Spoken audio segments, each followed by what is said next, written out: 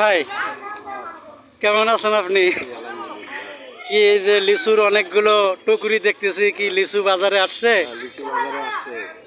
চানাচুর মোটামুটি এখনো কম, দুই একটা করে আসতেছে।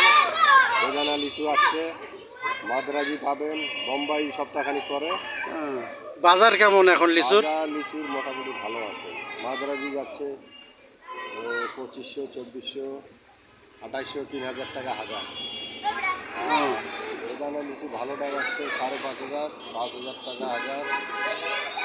আর মাদ্রাজি যদি ভালো নেন 3000 টাকার ভিতরে, মানে হাই দানা মোটামুটি। এবার তো বাজারের জন্য মাল ভালো হয়নি, তাহলে বাজার খুব চড়াই যাচ্ছে। চড়াই আছে।